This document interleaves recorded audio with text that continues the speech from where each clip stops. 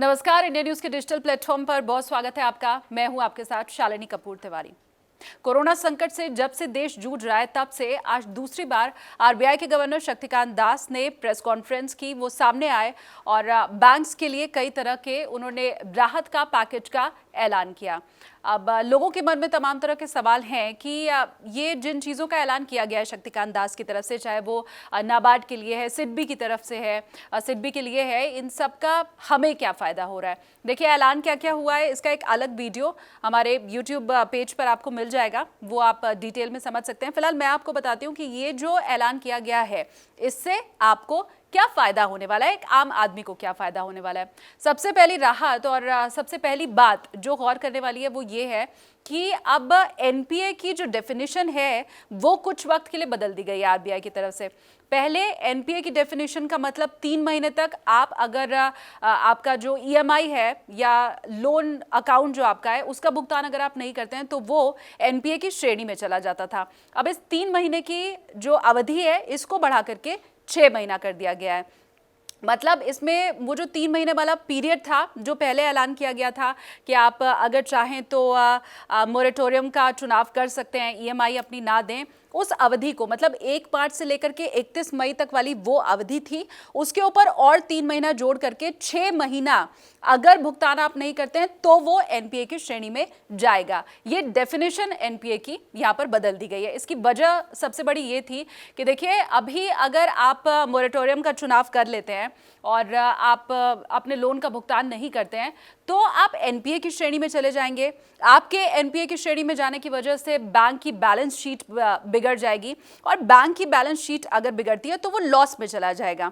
ये सब कुछ ना हो इसलिए इस डेफिनेशन को बदलना जरूरी था। अब ऐसा करने से भी जो सबसे बड़ी बात है वो ये है कि आज के ऐलान से बैंकों को और ज्यादा बैंकों के पास लिक्विडिटी बढ़े, ये कोशिश की गई है कि बैंकों के हाथ में पैसा रहे, बैंक के हाथ में पैसा होगा तो वो पैसा आप तक वो आगे बढ़ा पाएंगे, संकोच नहीं करेंगे आपको देने के लिए।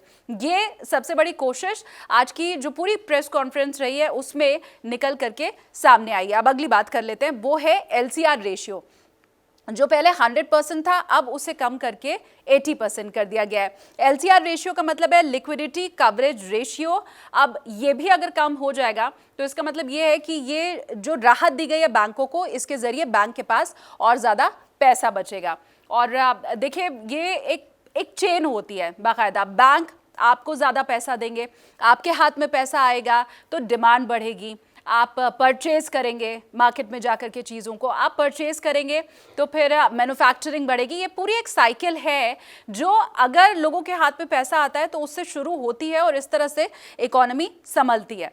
इसके अलावा जो तीसरी बड़ी घोषणा है जिससे आपको फायदा मिलेगा, आपको राहत होगी, वो ये है कि देखिए स्टेट गवर्नमेंट का बजट इस कोरोना काल में खराब हो रहा है। जो राज्य सरकारें हैं उनके भी कई तरह के खर्च होते हैं, बहुत सी तरह की राहत है जो वो अपने यहाँ के लोगों को देती है। अब उसके हाथ में पैसा नहीं है तो जाहिर सी बात है कि स्टेट गवर्नमेंट का भी बजट खराब हो रहा है। तो स्टेट गवर्नमेंट की जो WMA लिमिट थी वो अब बढ़ा दी गई है। पहले ये जो 30% थी वो 60% हो गई है। मतलब अब स्टेट गवर्नमेंट को और ज्यादा पैसा मिल सकेगा आरबीआई की तरफ से। जब उनके पास और ज्यादा पैसा आएगा तो वो अपने यहाँ की जनता के ऊपर इसे खर्च कर सकेंगी। मसलन अगर स्टेट गवर्नमेंट चाहती है कि आपके बिजली के बिल को माफ़ कर दिया जाए, आपके पानी के बिल को माफ़ कर दिया जाए, या तमाम तरह के जो कर्मचारी होते हैं अब स्टेट गवर्नमेंट के, उन्हें भी सैलरी रिलीज करनी होती है, पेंशन देनी होती है, इन तमाम कामों के लिए स्टेट बैंक के माफ़ करें स्टेट गवर्नमेंट के हाथ में अब और ज़्यादा पैसा आएगा तो जाहिर सी बात है ये जो पैसा राज्य सरकारों के हाथ में आएगा वो खर्च कहाँ करेगी? जनता के ऊपर। और इसीलिए ये राहत राज्य सरकारों को भी दी गई है। कुल लबोलुबाब यही कि ज्यादा से ज्यादा पैसा बैंक के हाथ में आ सके, राज्य सरकार के हाथ में आ सके, एनबीएफसी के पास आ सके, ताकि वो पैसा आपके ऊपर खर्च किया जा सके। अब अगले पॉइंट के ऊपर हम आते हैं। देखिए रिवर्स रेपो रेट में भी 25 बेसिस पॉइंट की और इस बार कटौती की गई है। अब रिवर्स रेपो रेट बहुत साधारण सी चीज़, जो बैंक होते हैं उनके पास जो बचा हुआ पैसा रहता है वो आरबीआई के पास दे देते हैं और आरबीआई उन पैसों के ऊपर ब्याज देती है बैंकों को। तो इसके ऊपर कमी कर दी गई है 25 बेसिस पॉइंट की। सीधी सी बात कि आप आरबीआई के पास अपने बचे हुए पैसे को ना रखें, उस पैसे को आप लोगों को लोन दें ताकि लोगों के हाथ में कैश पहुंच सके, लिक्विडिटी का क्रंच मार्केट में ना हो सके। तो ये रिवर्स रेपो रेट को जो एक बार और कम किया गया है उसकी भी यही वजह है कि लोगों के हाथ में और ज्यादा से ज्यादा पैसा बढ़ सके। जब बैंक के हाथ में पैसा रहेगा तो वो इस पैसे को आगे ट्रांसफर करेंगे, लोगों के हाथ में देंगे और इससे और ज्यादा वही साइकिल जिसकी अभी मैंने बात की मार्केट में, वो साइकिल चलना शुरू होगी और इससे इकोनॉमी में सुधार होगा। अब देखिए, ये भी आरबीआई गवर्नर ने बताया कि किस तरह से आईएमएफ की तरफ से ये बात बोली गई है कि भारत की जो विकास दर है उसके अनुमान को कम कर दिया गया है, ये 2% से भी कम कर दिया गया है, 1.9% रहने का अनुमान है आने वाले वक्त में भारत की विकास दर। लेकिन बड़ा सवाल, इसको कम किया गया है, लेकिन आईएमएफ ने यह भी कहा है कि अच्छी चीज ये है कि अभी भी हमारी विकास दर प्लस में है, माइनस में ये नहीं गई है और इतनी कम होने के बाद भी वर्ल्ड में सबसे बेस्ट रहने वाली है। मतलब विकास दर भारत की बाकी मुल्कों के मुकाबले अगर हम तुलना करते हैं तो उससे बहुत अच्छी रहने वाली है। तो ये भी एक अच्छा साइन है, एक प्लस पॉइंट है।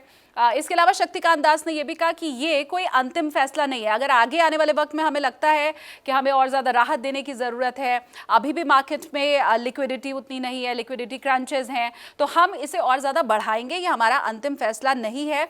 लगातार हम समीक्षा इसकी करते रहेंगे और जैसे जैसे मार्केट में जिस तरह की डिमांड होगी, जो ज़रूरत हमें लगेगी, मतलब इस मुश्किल की घड़ी में आरबीआई पूरी तरह से आम लोगों के साथ है। यही बात पिछली बार भी शक्तिकांत दास ने कही थी और यही बात आज जब वो एक बार फिर से सामने आए तो उन्होंने इस बात को कहा। यह भी कहा कि पूरे विश्व की अर्थव्यवस्था बहुत बुरे दौर से गुजर रही है, नुकसान होने की पूरी संभावना है।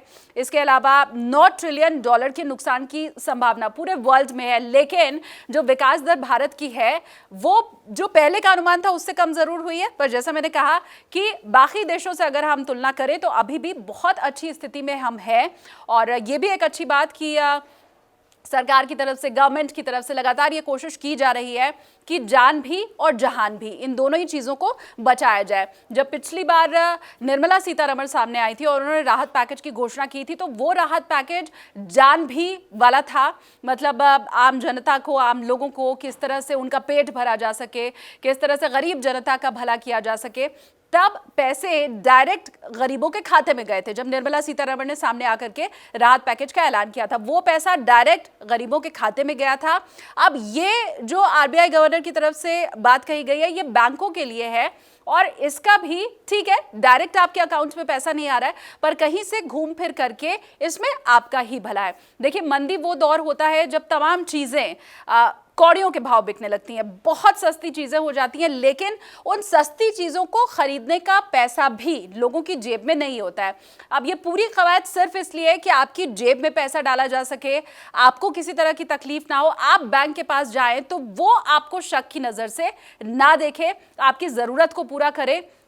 अब हालांकि इंतजार एक और बार है कि शायद निर्मला सीतारमण सामने आएंगी और इस बार एमएसएमई सेक्टर के लिए शायद वो कोई बड़ा ऐलान करें, क्योंकि ये सेक्टर अभी भी कुछ और राहत की उम्मीद कर रहा है। इसके अलावा जो तमाम बड़ी इंडस्ट्री है उनके लिए भी शायद कुछ राहत पैकेज की घोषणा हो और उम्मीद हम यही कर रहे हैं कि बहुत जल्द ही वित्त मंत्री शायद सामने आएंगे और इस तरह के भी किसी राहत पैकेज का ऐलान किया जाएगा। पर फिलहाल स्थिति कुछ हद तक अभी कंट्रोल में नजर आ रही है और ये कोरोना के इस काल में एक राहत देने वाली खबर है। कुछ कहना आप चाहते हैं कमेंट सेक्शन में कहिए। इसके अलावा हमारे इस वीडियो को लाइक कीजिए, शेयर कीजिए और हमारे चैनल को सब्सक्राइब करना मत भूलिए।